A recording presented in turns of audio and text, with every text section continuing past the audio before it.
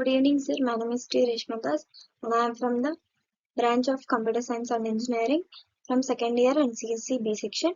So today I am going to present an PPT upon the topic of probability and statistics. And the topic I have gotten is test hypothesis. And subject code is 23MAT09. So we are moving into next slide. So first slide is about outline. So I'm going to explain about problem statement first and next given elements from the problem and steps to solve the problem, and the final will be the conclusion. So moving ahead, first is question. The mean height of 50 male students who participated in sports is 68.2 inches with a standard deviation of 2.5. The mean height of 50 male students who have not participated in sports is 67.2 inches with a standard deviation of 2.8. Test hypothesis that the height of students who participated in sports is more than the students who have not participated in the sports. So next is given number of students who participated in sports will be considered as N1, which is equals to 50. Mean height of students who are participated in sports is considered as mu1 equals to 68.2 inches. SD of height of students who participated in sports will be S1, which is 2.5. Number of students who did not participate in sports will be N2 equals to 50, and who did not participate in sports height will be mu2 67.2. SD of height of students who did not participate in sports will be N2, which is equals to 50.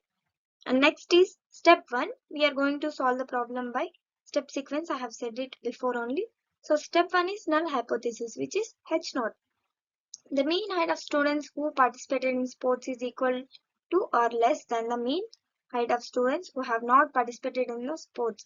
So here it is representing a condition which is H0 equals to U1 equal or less than mu2. So step 2, alternative hypothesis, which is H1. The mean height of students who participated in sports is greater than the mean height of students who have not participated in sports.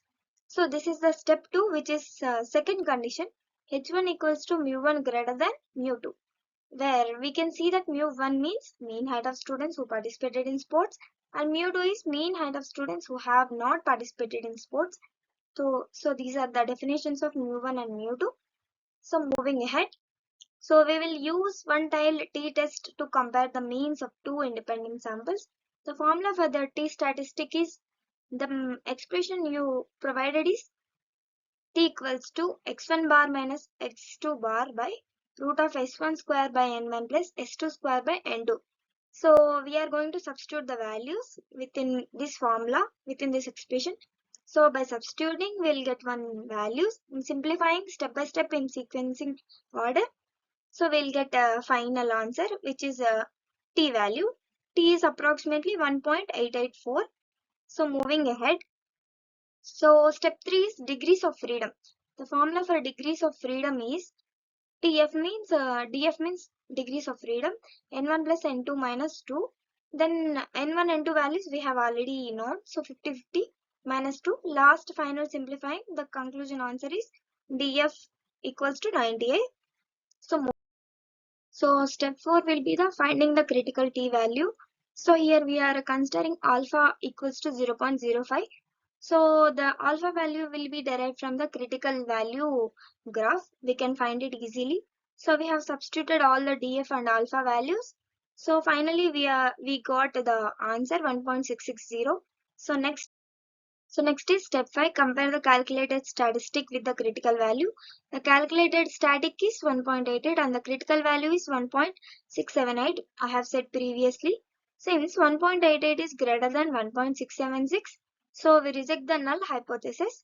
So last is conclusion. So previously we have solved the problem with the given data within the problem. So we have solved a problem from the topic of test hypothesis.